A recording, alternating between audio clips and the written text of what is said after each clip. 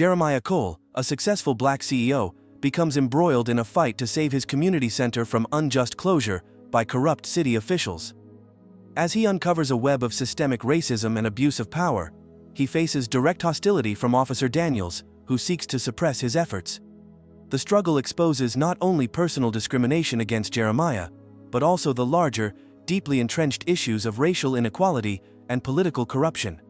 The blatant disregard for the needs of marginalized communities and the personal attacks on Jeremiah fuel his determination to challenge a system built to keep them down. In the heart of downtown Chicago, amidst the towering skyscrapers and the ceaseless hum of city life, stood the unassuming figure of Jeremiah Cole. To any onlooker, he was just another face in the crowd, a middle-aged black man in simple attire, a plain gray sweater and well-worn jeans with a sturdy leather backpack slung over one shoulder. Yet, within those busy streets, few could guess that Jeremiah was the CEO of a leading tech company, an enterprise that revolutionized how renewable energy was harnessed and distributed across the nation. Jeremiah's day had begun in the usual flurry of emails, calls, and meetings. His company, Cole Energy Solutions, was on the brink of sealing a partnership that would expand their operations into Europe, a move that could change the energy game globally. Despite the high stakes, Jeremiah's demeanor remained composed, his interactions marked by a quiet confidence and an ever-present humility that had become his signature. His employees respected him not only for his business acumen, but for his genuine care for their welfare and his efforts to mentor young black entrepreneurs. As the sun began its descent, casting a golden glow over the city, Jeremiah decided to escape the glass and steel confines of his office. He wanted a moment of solace, away from the corporate buzz, to gather his thoughts and enjoy a simple pleasure: a cup of coffee from his favorite local diner, Joe's. This small retro-style diner was a stark contrast to the sleek modern cafes that dotted the city. Its charm lay in its checkered floor tiles, neon signs, and the smell of freshly brewed coffee mixed with the sweet scent of apple pies cooling on the counter. Joe's Diner was located on a less bustling street, a hidden gem, known mostly to locals and a few lucky tourists. As Jeremiah pushed open the glass door, the familiar jingle of the bells announced his arrival. He nodded at Joe, the owner, who was busy flipping burgers behind the counter. Joe's face lit up with a smile. "Jeremiah, the usual?" Joe called out, wiping his hands on his apron. "Yes, thanks. And maybe a slice of that apple pie," Jeremiah replied, settling into a booth by the window. He enjoyed watching the world go by, people of all walks of life sharing moments over coffee and meals. It grounded him, reminded him of his roots, and why he strived so hard to make a difference. The diner wasn't crowded, but it hummed with the energy of a place loved by its patrons. A young couple shared a milkshake, two old men played a heated game of chess, and a group of college students laughed over textbooks. Jeremiah's presence, however, seemed to go unnoticed by the new waitress, a young white woman with a ponytail, who was diligently taking orders from everyone but him. Minutes ticked by, and Jeremiah remained patient, his eyes occasionally scanning the menu, though he knew it by heart. He watched the waitress as she efficiently served other customers, her movements brisk, and her smile quick to appear for them. When she finally approached his table, her demeanor changed subtly, her smile a bit strained, her notebook clutched a little tighter. "Can I get you anything?" she asked, her voice devoid of the warmth she offered to others. "Just a coffee and a slice of apple pie, please," Jeremiah replied, his tone friendly yet firm. He tried to catch her eye, to give her a reassuring smile, but she avoided his gaze, scribbling his order hastily. "Right away," she muttered, not quite meeting his eyes before turning swiftly away. Jeremiah's brow furrowed slightly as he watched her go. He wasn't a stranger to being underestimated or overlooked. His career had taught him much about people's assumptions based on his race or the simplicity of his dress. Yet, every such instance stung anew, reminding him that no amount of success could shield him from the prejudices woven into the fabric of society. As he waited, his thoughts drifted to the upcoming partnership. It was more than a business deal. It was a chance to push against the systemic barriers that made sustainable technology inaccessible to underprivileged communities. He believed in empowerment through innovation, in breaking cycles of dependency by providing tools for self-sufficiency. This mission was personal. It was for the young Jeremiah who had stared up at the city lights, dreaming of a day when he would change the world. A clatter at a nearby table pulled him from his reverie. The waitress was laughing, placing a generous slice of pie in front of a well-dressed businessman. She chatted amiably with him, a stark contrast to the transactional courtesy she had offered Jeremiah. It was a small thing perhaps, but it spoke volumes. Jeremiah's gaze shifted back to the window, the reflection showing a man who had climbed unimaginable heights, yet still sometimes felt invisible, in rooms where he was the leading figure. The sun had now set completely, and the diner's neon lights cast colorful shadows on the tables. Jeremiah's coffee and pie were nowhere in sight, and the waitress seemed to have forgotten him entirely. With a sigh, he considered his options. He could easily stand up, pay for the coffee he never got, and leave. But tonight felt different. Tonight, he wasn't just a CEO or a face in a crowd. Tonight, he needed to remind himself, and perhaps one oblivious waitress, that everyone deserved respect and acknowledgement. Resolving to speak up, Jeremiah waited for her to pass by his table again. This time, he would not let the moment slip. This time, he would ensure his voice, however calm and gentle, was heard. Jeremiah watched as the waitress fluttered around the diner, her attentiveness to every other customer starkly contrasting with the neglect she afforded him. Each time she passed his booth, her eyes darted away, as if contact with him would be too much of a burden. Jeremiah's coffee and pie, simple requests, remained unfulfilled, even as newer patrons were served their orders with a smile. The hum of the diner, usually a pleasant backdrop, now throbbed in Jeremiah's ears like a warning drum. He felt a familiar clenching in his stomach, the prelude to a battle he had fought many times, but wished he could finally leave behind. He was tired of having to prove his worth, his right to respect and basic decency, over and over. As the minutes stretched into what felt like hours, Jeremiah's patience waned. He watched the waitress laugh as she handed a group of young white men their bill, her demeanor warm and accommodating. When she finally turned back toward him, her smile vanished, replaced by a clipped, professional mask. "Is there a problem with my order?" Jeremiah asked when she approached to refill the coffee at the next table. His voice was calm, but an edge of firmness underscored his words. The waitress paused, her expression tightening. "I'll check on it for you," she replied briskly, avoiding his gaze. Jeremiah nodded, watching her retreat to the kitchen. He didn't want to make a scene or get her in trouble. He understood that sometimes people acted out of unconscious biases shaped by a society that too often looked at the color of a person's skin instead of the content of their character. But understanding did not mean accepting, and Jeremiah felt the weight of every such incident compound like a debt unpaid. When the waitress returned, she placed a cup of coffee and a small plate with a noticeably smaller slice of pie than what he had seen served to others. "Here you go," she said, her voice devoid of the usual warmth given to others. Jeremiah looked at the pie, then up at her. "Thank you," he said. "It seems a bit smaller than usual. Is this the normal serving now?" The question seemed to catch her off guard. It's just what was left," she stammered, clearly uncomfortable. "I see," Jeremiah replied, his disappointment more with the situation than with the pie itself. He could afford to buy the entire diner if he wished, but no amount of money could buy the respect he deserved here, respect he had earned not just through his success, but through his integrity and actions. As he sipped his coffee, another disturbance brewed at the entrance. Two police officers entered, their presence immediately stiffening the diner's casual atmosphere. They scanned the room, their eyes pausing on Jeremiah. With purposeful strides, they approached him. "Is there a problem, officers?" Jeremiah asked, rising to meet them with the dignity he carried like armor.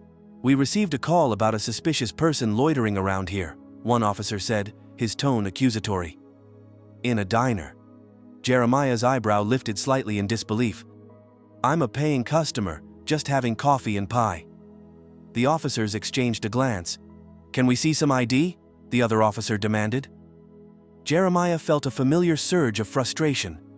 No one else in the diner had been asked for identification. He knew this was not about what he was doing, but who he appeared to be. Nevertheless, he complied, handing over his driver's license with a steady hand.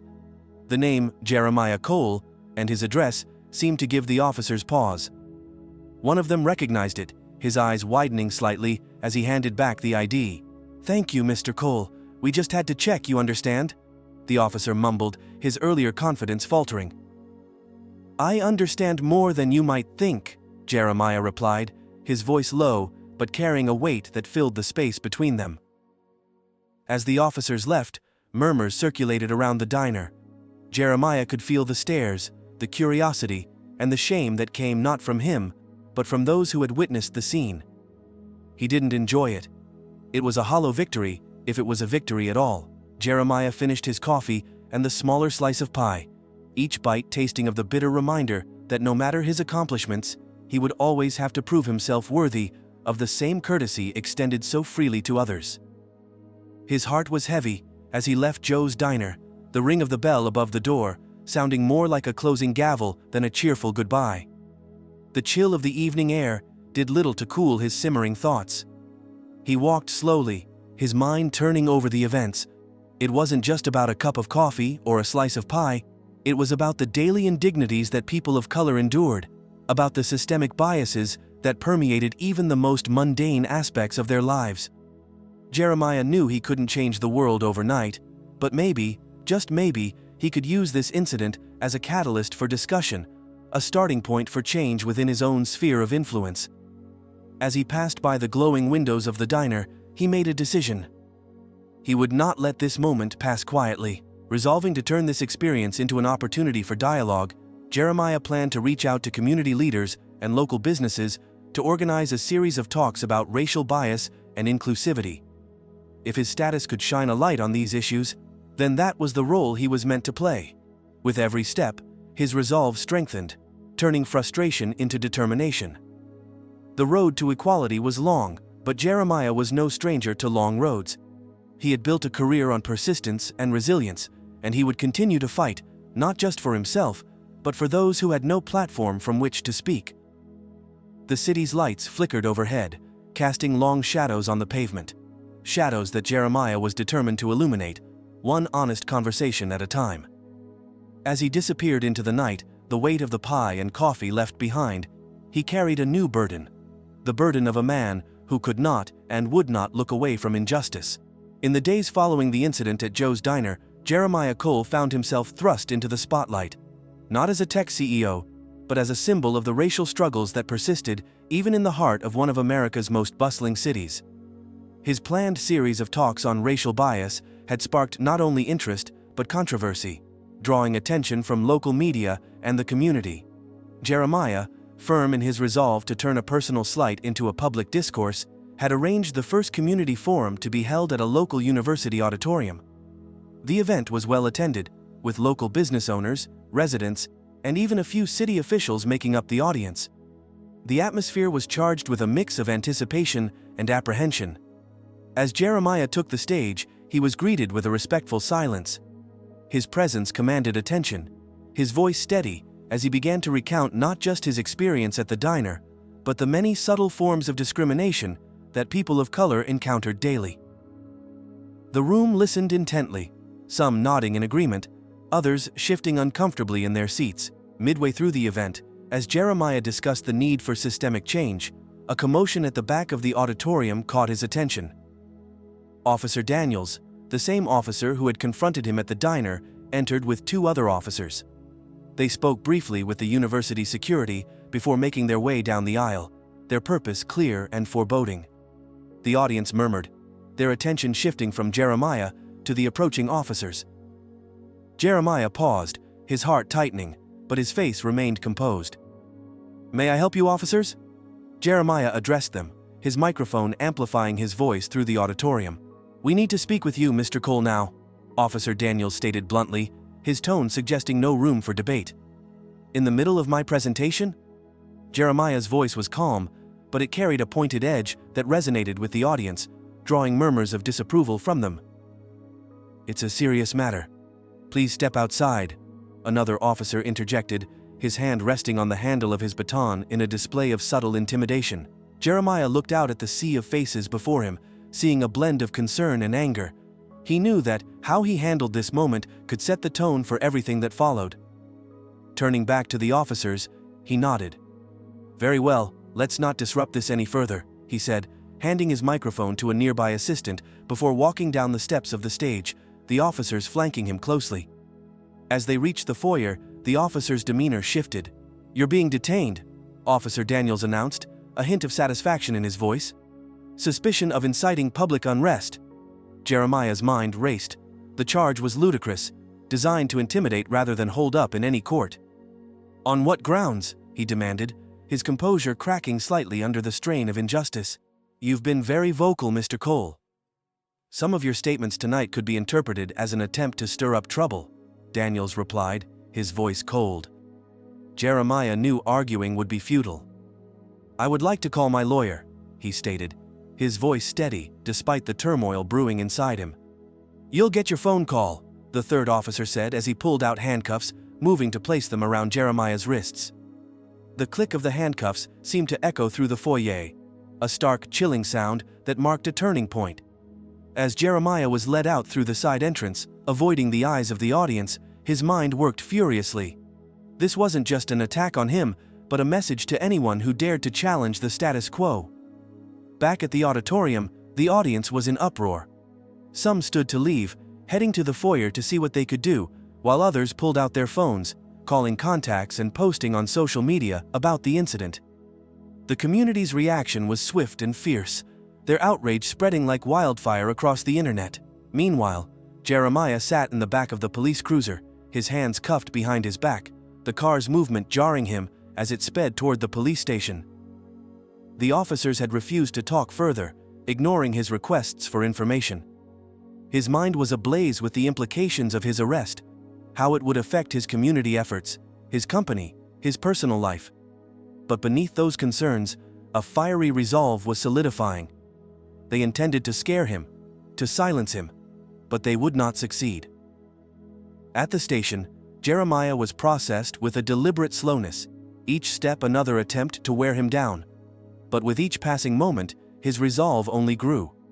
He was finally allowed to make his phone call, and he dialed Mitchell, his lawyer, who was also a longtime friend. "Mitchell, it's Jeremiah. I've been arrested," he began, his voice calm but urgent. "I'm on it, Jeremiah. I'll be there as soon as I can. We'll get this sorted out." Mitchell's voice was firm, a reassurance in the storm.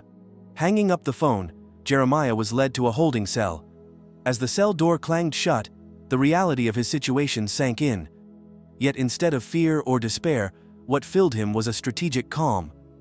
He began mentally preparing for the legal battle ahead, and more importantly, how he could use this incident to further highlight the very issues he was fighting against. Outside, news of his arrest had sparked a citywide reaction. Supporters gathered outside the police station, their chants for his release filling the air, while debates raged online and in the news about the implications of his detention. Jeremiah Cole, once just a CEO, had become a focal point in a much larger conversation about race, justice, and power. As the night wore on, the crowd outside the station grew. Inside, Jeremiah waited, his thoughts clear and focused. He knew this was only the beginning. They had tried to make an example of him, but he would turn this around. He would make this an example of their fear and their failures. The tension was palpable, the air thick with the weight of what was to come. As Jeremiah sat in his cell, waiting for Mitchell to arrive, he knew the real battle was just beginning. They had hoped to silence him, to discourage him, but they had only amplified his voice, and soon he would make them hear it louder than ever. The atmosphere in the police station was tense and oppressive, as Jeremiah sat alone in the stark confines of the holding cell. The cold metal of the bench was uncomfortable and unwelcoming, but it was the weight of his situation that truly burdened him. Officer Daniels and his colleagues had left no room for misunderstanding. This arrest was not just a misunderstanding, it was a message, a clear signal meant to intimidate and suppress. Outside the cell, the corridor buzzed with the activity of a station, unaccustomed to detaining someone of Jeremiah's stature. Whispers flowed through the air as officers and staff murmured about the high-profile detainee. Among them, some exhibited a mixture of curiosity and disbelief, while others, like Officer Daniels, wore smirks of satisfaction, believing they had put a troublemaker in his place. Mitchell arrived within the hour, his expression a mix of concern and controlled anger as he was led to the cell. Seeing Jeremiah behind bars, His usual composed demeanor faltered slightly. "Jeremiah, this is nonsense. We're going to challenge this immediately," Mitchell declared as he approached the bars, his voice a low growl of frustration. Jeremiah stood and approached his friend, his posture upright, betraying none of the fatigue he felt. "I knew the risks when I started this, Mitchell. They want to silence me, to discourage us. We can't let that happen." Mitchell nodded, his eyes hardening with resolve. "I've already called a few contacts. The media is swarming outside, and there are crowds gathering in support. This is going to blow up in their faces. They can't hide the truth." Their conversation was interrupted as Officer Daniels walked over, his face smug. "Time's up. Your lawyer here can see you in court," he said, signaling to the guard to close the viewing flap. Mitchell stepped back, his eyes never leaving Jeremiah. "Hold on, Jeremiah. I'm not going to stop until you're out of here." As the lawyer's footsteps receded, Jeremiah returned to his thoughts. He reflected on everything that led to this moment. The talks, the community efforts, the backlash. It was clear now more than ever that the road ahead would be fraught with challenges, but he was prepared to face them head-on. He had to. Too much was at stake. The station seemed to pulse with the rhythm of an entity aware of the drama unfolding within its walls. As evening turned into night, the chants from outside penetrated even the thick walls of the holding area. "Free Jeremiah Cole," the voices called, a mantra that grew louder and more forceful with each repetition. Inside his cell, Jeremiah sat in silent contemplation, his mind racing through various scenarios. Each chant from the crowd outside strengthened his resolve. They were not just fighting for him, they were fighting for every individual who had ever faced injustice due to the color of their skin. Meanwhile, the police chief and several officers were in a heated discussion in the operations room. The chief, a seasoned man with decades under his belt, was visibly troubled by the situation. "This is turning into a PR nightmare. We've got city officials on the line asking for explanations, and the media is painting this as a racial profiling incident," the chief stated, his voice laced with concern. Officer Daniels, however, was less perturbed. "We did what we had to do. Cole was stirring up trouble, and we put a stop to it. That's our job." "But at what cost, Daniels? You need to think about the bigger picture here. We're not just law enforcers, we're part of this community," another officer interjected, his brow furrowed. The discussion was abruptly cut short as a call came in. It was the mayor's office, requesting a direct update from the chief. With a heavy sigh, the chief stood, knowing the conversation ahead would require diplomacy and tact, neither of which would be easy, given the circumstances. Back in his cell, Jeremiah was abruptly brought to his feet by the sound of the cell door unlocking. A junior officer stood there, a look of sympathy in his eyes. "Your lawyers managed to arrange for your release on bail. There's going to be a press conference outside. They're waiting for you," he said, offering Jeremiah a small, encouraging smile. Jeremiah walked out of the cell, his mind clear and focused. As he stepped into the cool night air, the crowd erupted in cheers and applause. Cameras flashed, and microphones were thrust towards him as he made his way to the makeshift podium set up outside the station. Looking out over the crowd, Jeremiah felt a surge of gratitude and responsibility. Here were people from all walks of life, united for a cause that was bigger than any one individual. He cleared his throat, ready to speak, to take this fight to the next level. But just as he was about to start, a shout from the back of the crowd turned all heads. A young man was pushing his way through the crowd, a look of urgent desperation on his face. "Mr. Cole, it's about the community center. They're planning to shut it down," he shouted, his voice strained as he finally broke through to the front. The crowd fell silent, the weight of this new revelation hanging in the air. Jeremiah's eyes narrowed, his resolve hardening. This fight was not just about him anymore. It was about preserving a community, a lifeline for many who depended on it. As he stood there, the microphones waiting to catch his response, Jeremiah knew what he had to do. This was the moment to rally everyone, to call for action, not just against his unjust arrest, but against a system that would quietly strip away vital community resources under the cover of night. With the eyes of the world on him, Jeremiah took a deep breath, ready to speak, ready to fight, not just for his freedom, but for the soul of his community. The night was far from over, and the real battle was just beginning. Under the harsh lights of the assembled media and the gaze of a swelling crowd, Jeremiah stood resolute, microphone in hand. The revelation of the community center's impending closure had shifted the night's energy, turning the atmosphere electric with anticipation and anger. Jeremiah knew this was not just his battle anymore.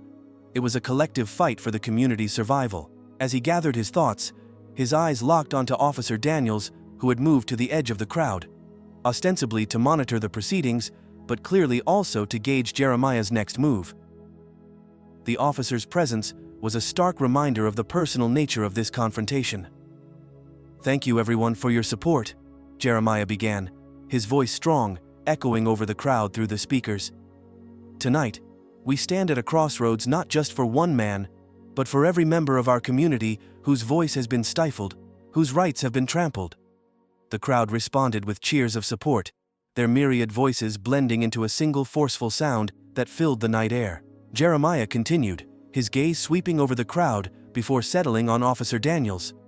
"But it's not enough to rally here tonight and shout against the darkness. We need to drag that darkness into the light and expose what lies beneath. We need to show that the actions taken against me tonight are part of a larger pattern of injustice, a pattern that includes shutting down our community center, a vital resource for so many." Officer Daniels shifted uncomfortably, his eyes narrowing under the scrutiny. The crowd's gaze turned to him, their expressions a mix of curiosity and disdain. "I ask you, Officer Daniels," Jeremiah called out, his voice pointed and carrying, "why is it that on the night of a peaceful community gathering, we find ourselves faced with the threat of police action? Why is it that resources vital to our community's health and education are being stripped away under cover of darkness?" Daniels, caught off guard by the direct confrontation, took a step forward, his own anger flaring. "Mr. Cole, you need to understand that the police are here to uphold the law, to keep peace," he stated, his voice a forced calm that did little to mask his irritation. "Uphold the law, or control how we speak, how we gather, whom we support?" Jeremiah retorted, his rhetorical question hanging in the air, heavy with implication. The crowd murmured in agreement, their collective unease palpable.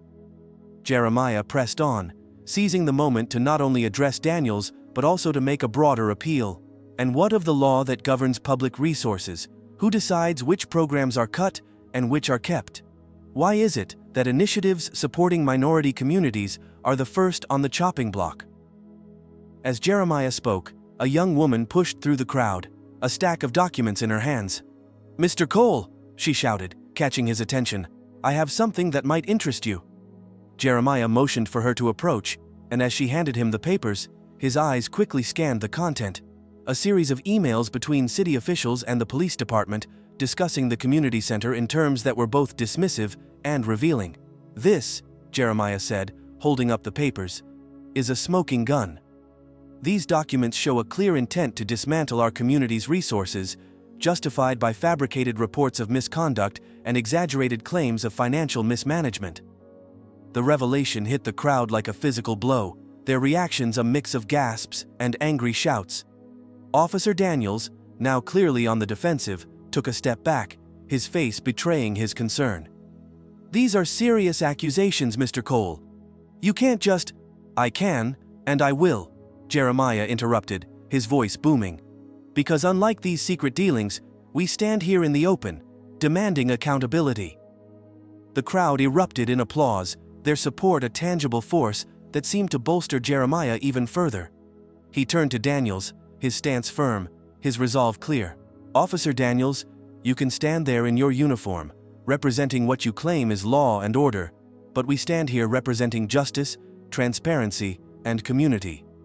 We will not be silenced, and we will not be intimidated." Daniels, now realizing the gravity of the situation and the public relations disaster unfolding, took a moment to regroup. "This isn't over, Mr. Cole. We will review these documents, and the department will have its response." "As well you should," Jeremiah responded, a slight nod acknowledging the officer's retreat. "And we will be waiting." As the officer walked away, the crowd's cheers filled the night, echoing off the buildings and into the streets. Jeremiah stood for a moment, allowing himself to soak in the support, the solidarity of his community. But as the cheers died down, a sobering realization settled over him. This victory, significant as it was, marked only the beginning of a much longer struggle. The documents in his hand were powerful, but they were also a reminder of the entrenched systems of power and prejudice they were up against. Jeremiah knew the coming days would bring challenges. There would be pushback, possibly even retaliation. But as he looked out over the faces of his community, their eyes alight with a mix of hope and determination, he felt a deep, unshakable resolve settle within him. "We stand together," he proclaimed, his voice carrying the weight of their collective hope and fear. "Tonight is not the end. It is just the beginning." The crowd responded, a sea of voices united in a single, resolute chant, their words a promise of the resistance to come. As Jeremiah stepped down from the podium, the documents clutched in his hand felt not just like evidence, but like a beacon, a guiding light for the path ahead. And as the night gave way to the cool, early hours of the morning, the unresolved tension of the situation lingered, a reminder that the true battle, the deeper fight for justice and equality, was just beginning. In the crisp night air filled with the charge of anticipation, Jeremiah stood firm on the steps of the community center, which had been transformed into an impromptu stage for what would be either a monumental declaration of victory or a crushing blow to the spirit of the community. Behind him, the building stood as a symbol of what was at stake: education, safety, and unity. A stark contrast to the line of police officers forming a barrier between the gathered crowd and the center's doors. Officer Daniels stood at the forefront of the police line, his stance rigid, embodying the resistance of the establishment against the waves of change swelling before him. The two men's eyes met across the divide, each gaze loaded with the full weight of their respective causes. Jeremiah's voice broke the tense silence as he addressed the crowd, his words amplified by the microphone clenched in his fist. "Tonight, we stand not just for a building, not just for a program, but for the very soul of our community," he declared. The crowd mirroring his intensity with cheers and raised fists. Daniels, watching this, stepped forward slightly, his own microphone in hand, representing the voice of authority that sought to maintain order at any cost. "This assembly is unlawful. You are disrupting the peace and must disperse immediately," he commanded, his voice steely. The crowd booed in response, their collective dissent filling the air like a palpable force. Jeremiah raised his hand, signaling for calm, his eyes never leaving Daniels. "We are peaceful, Officer Daniels, but we will not be moved." "Not tonight, not until justice is served," Jeremiah responded, his tone even but firm. Daniels smirked, a flash of disdain crossing his features briefly before he regained his composure. "You think this is about justice? This is about safety, yours and ours. Every minute this continues, you put everyone at risk." It was then that Jeremiah took a calculated risk, pulling from his jacket a sheaf of papers, the leaked emails that had come into his possession only hours earlier, revealing a chain of correspondence among city officials that painted a clear picture of discrimination and corruption aimed at disempowering the very community they were sworn to serve. "Is it safety we're putting at risk, Officer Daniels? Or is it perhaps the comfortable obscurity of these documents?" Jeremiah's voice rose as he waved the papers for all to see. "Here is the true risk: exposure. You want to dismantle our center not because it's a safety hazard, but because empowered voices are a threat to a corrupt system." The crowd erupted, the raw energy turning the night electric. Daniels faltered, his eyes darting to the documents with a flicker of panic. Seeing the shift, Jeremiah pressed on. "These documents show that the decision to close our community center was based not on public interest, but on private agendas, agendas that do not consider the well-being of our community." Daniels recovered, his training kicking in. "That's a serious accusation, Cole. You better have proof to back it up." Jeremiah nodded, his confidence unshaken. "Oh, I have proof, and I intend to use it, not just here tonight, but in a court of law." The confrontation reached a fever pitch, the standoff palpable as the two men stared each other down, the crowd silent now, hanging on the precipice of every word. Daniels, realizing the potential fallout of this scandal being aired publicly and legally, took a step back, his posture stiff. "You're making a mistake, Cole. This won't end well for you."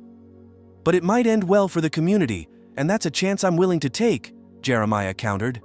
As he spoke, he scanned the crowd, his eyes briefly meeting those of a young girl at the front, her face alight with hope and fear. It was for her, and for all the young faces like hers, that he stood here tonight.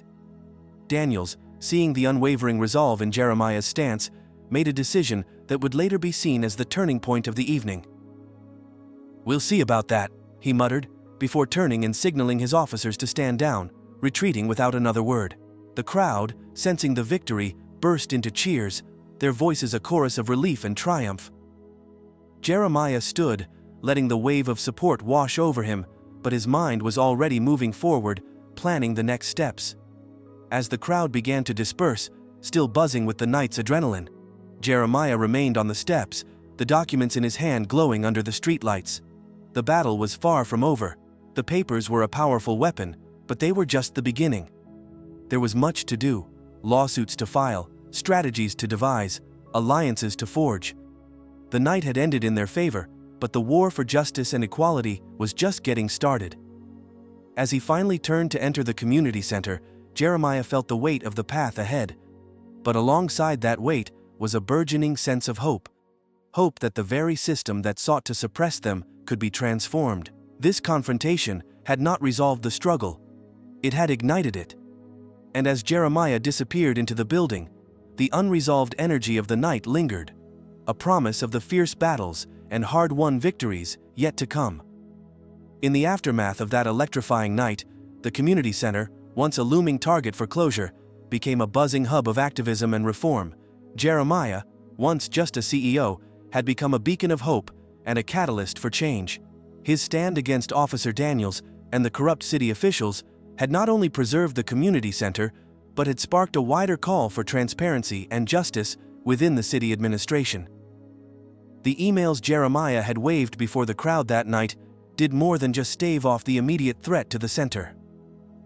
Once he handed them over to a team of eager journalists, the documents led to a series of investigative articles that exposed a network of corruption so pervasive that it shook the foundations of the city's political landscape.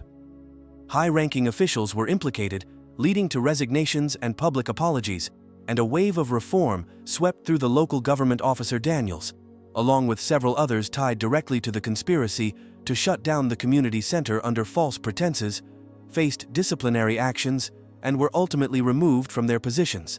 Jeremiah watched these developments with a complex mixture of satisfaction and weariness. The fight had taken a toll on him, yet he felt more committed than ever to his role as a community leader. He understood now more than ever the power of a unified voice and the importance of standing firm in the face of injustice. His experiences had transformed him, deepening his resolve, but also broadening his vision for what his community could achieve. The community center itself became a symbol of resilience and renewal. Under Jeremiah's guidance, it expanded its programs, now funded partly by city grants that were once earmarked for less savory purposes. It hosted workshops on civil rights, legal clinics, and town hall meetings where citizens could voice their concerns and desires for their city's future directly to their elected representatives. Amid these sweeping changes, Jeremiah found a deeper sense of personal fulfillment. He had always believed in the power of technology to change lives, but now he saw more clearly how integral community engagement was to that vision. He established a foundation to support other communities fighting similar battles against systemic injustice, ensuring that the lessons learned from his ordeal would ripple out far beyond his immediate surroundings. However, the victory was not without its shadows. The backlash from entrenched interests was persistent and sometimes vicious. Threats came more than once, both veiled and overt. But Jeremiah, bolstered by the support of his community and the legitimacy of his cause, faced them with a newfound strength. His resolve became a protective armor, not just for him, but for those he stood beside. One late evening, as Jeremiah locked up the community center after a long day of meetings and planning sessions, he paused to look at the building. Lights still burned inside, where a group of volunteers were setting up for the next day's food drive. He smiled, feeling the weight of the past, but also the promise of the future. As he turned to leave, a car pulled up beside him. A young woman stepped out, someone he recognized as an aide to the new mayor. an idealistic young leader who had been one of the first politicians to support Jeremiah publicly. "Mr. Cole," she greeted him with a respectful nod. "The mayor has asked me to extend an invitation to you. He's forming a new advisory council on community relations, and he would like you to serve as its chair." Jeremiah considered the offer, the night air cool and thoughtful around him. This was a chance to influence policy, to make sure that the gains his community had made were protected and built upon. "I'll do it," he said after a moment, his voice steady. "Tell the mayor I appreciate the opportunity." As the aide drove away, Jeremiah's thoughts drifted to the road ahead. There was much to be done, many more battles to be fought, and no doubt new challenges to face. But he felt ready, fortified by his experiences, and driven by a clear purpose. Walking away from the community center, Jeremiah felt a sense of closure, but also of beginning. The struggle had changed him, but it had also reaffirmed something essential about his belief in justice and community. Whatever lay ahead, he was ready to meet it with the same resilience and determination that had brought him this far. This was not the end of Jeremiah's story. It was a continuation, a commitment to fight on, to strive for better, not just for himself, but for everyone who counted on him. The night sky overhead was vast and filled with stars, a reminder of the limitless possibilities that awaited. With a deep, resolute breath, Jeremiah stepped forward into the future, prepared to turn those possibilities into realities. As the dust settled on the tumultuous events that had shaken the core of the community and the city at large, Jeremiah Cole found himself at a new beginning. The community center stood as a beacon of resilience, a testament to what could be accomplished when a community rallied behind a cause and refused to be silenced or sidelined. The confrontation at the community center had not just been a battle for one building or one program, it had exposed the underlying currents of systemic injustice that affected so many. Jeremiah, once primarily a tech CEO, had transformed into a community leader and an emblem of civil advocacy. This evolution was not just a testament to his personal resilience, but also to the adaptability required to face and foster change. Throughout the ordeal, he had demonstrated an unwavering commitment to justice and an uncanny ability to unite and inspire those around him. These qualities, which had been honed through the trials he faced, now defined his path forward. His new role on the mayor's advisory council was a direct result of his actions and the credibility he had earned.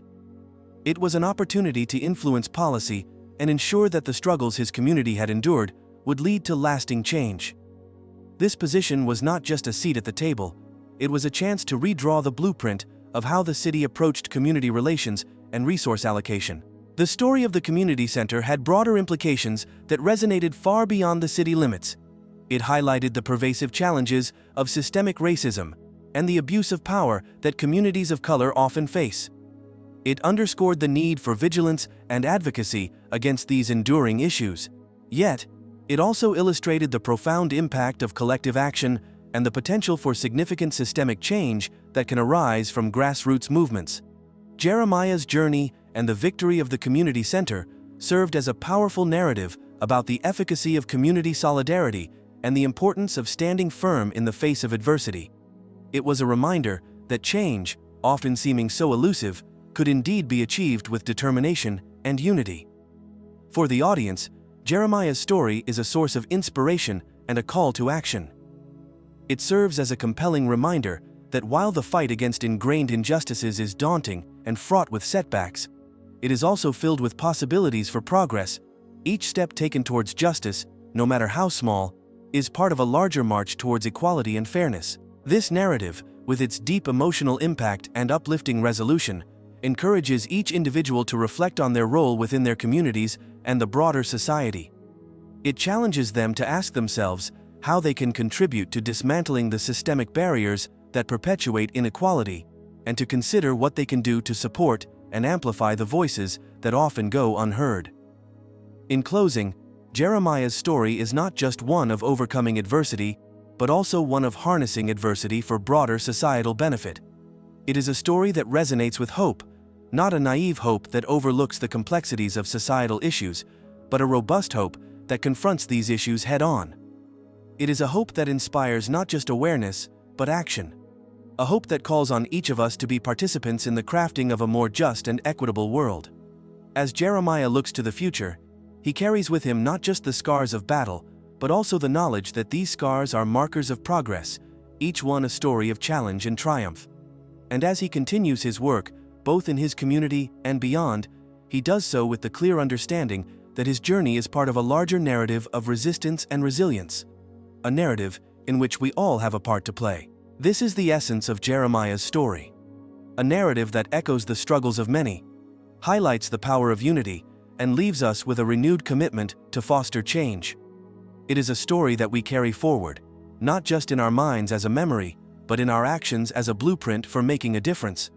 As the story concludes, we are reminded that the end of one challenge is just the beginning of another, and the path forward, though arduous, is ripe with potential for those willing to walk it. As the days passed following the victory at the community center, Jeremiah Cole found himself in a place he had never fully anticipated. A leader, not just of a company, but of a movement.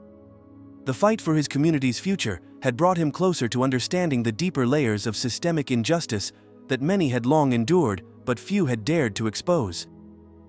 The struggle had changed him, in ways both large and small, and it had given him a sense of purpose that had always been overshadowed by the demands of his business career. Jeremiah's growth throughout this journey was undeniable. He had begun as a man driven by professional ambition, focused on the technology that powered his company, but the events that transpired had awakened something within him. His willingness to stand up, to challenge the status quo even when it meant risking his own safety and reputation, revealed the depth of his resilience.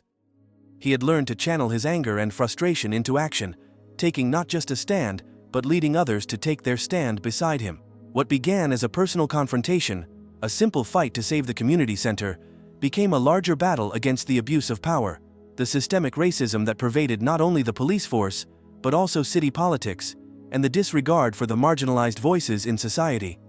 His stand against Officer Daniels, and the subsequent revelations about corruption in the city government, helped expose the intricate web of systemic issues that had long plagued his community. Through it all, Jeremiah's resilience was what stood out. Despite the personal and professional risks, despite the threats and the pushback, he had never wavered. He had used his platform, his resources, and his voice to shine a light on what others had hoped to keep in the shadows. He had brought his community together, unified not just by the immediate need to protect their resources, but by a deeper understanding of their collective power. As he looked back on the events, Jeremiah understood how much had changed, not only in his life, but in the lives of those around him. The community center, once on the brink of closure, was now thriving, its doors open to those who needed it most. It had become a sanctuary for those who were often forgotten by the system, a space for education, empowerment, and advocacy. And more importantly, it had become a symbol of what could be achieved when a community, united in purpose, fought back against the forces that sought to tear it down.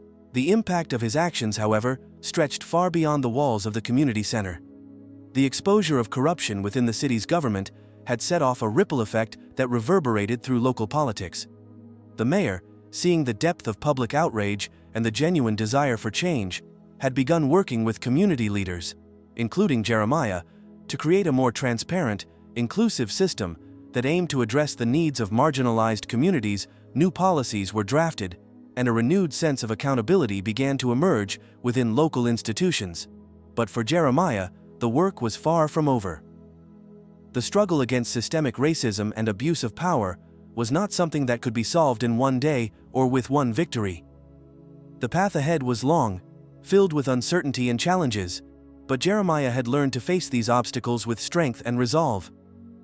The lessons he had learned in the fight for the community center, the importance of unity, the power of collective action, and the need for persistence, were lessons he would carry with him as he moved forward. There was no denying the emotional toll the journey had taken. The personal attacks, the threats, and the constant pushback had weighed heavily on him. At times, he had wondered if the fight was worth it, if the cost was too great. But as he sat in the office of the newly renovated community center, watching the staff prepare for a new group of students who would benefit from the programs that had once been in jeopardy, he knew the answer. Every sacrifice had been worth it. Every moment of doubt had been outweighed by the collective strength of the community. Jeremiah's own growth was not just reflected in the tangible changes he had helped bring about, but also in the internal transformation he had undergone. He was no longer just a businessman who believed in technology and progress for the sake of innovation. He had become a true advocate for justice, a man who understood that real change came not from technology alone, but from the hearts and minds of those willing to fight for it. His role as a leader had evolved, and he now saw himself as part of a much larger movement, one that sought not just to challenge the system, but to rebuild it from the ground up. But the real message of Jeremiah's journey, one that resonated deeply with those who had followed his story, was about the power of resilience and collective effort. The victory at the community center had not come from any one individual's efforts, but from the unwavering support of the people who believed in the cause. It was their voices that had been heard, their actions that had made the difference. Jeremiah had merely been the catalyst, the one who was able to pull everything together and give the community the direction it needed to fight back. And that was the true power of this story. It was not about one man defeating a corrupt system. It was about what happens when an entire community comes together, when they understand that they are not alone in their fight for justice. It was a story about the strength that comes from solidarity, from recognizing that each person has a part to play in the battle for equality and fairness. In the end, the story left its audience with a sense of hope, but also a sense of urgency. The fight was far from over. There were still communities that needed protection, voices that needed amplification, and systems that needed to be dismantled. But the events that had unfolded in the fight for the community center demonstrated that progress was possible, that real change could happen when people decided that enough was enough. Jeremiah's journey had taught us that resilience wasn't just about enduring hardship, it was about turning hardship into fuel for action. His determination had led to real, tangible results, but it had also inspired others to take up the mantle and continue the work. As the sun set on another day and the community center continued to thrive, Jeremiah knew that his journey was just beginning. There was more work to be done, and he was ready to take it on. The story was far from over, but for the first time, there was a true sense of possibility on the horizon. The message was clear: change is possible, but it requires unwavering commitment, collective effort, and a relentless drive to fight for what is right. And it all begins with standing up, just as Jeremiah did, and refusing to back down.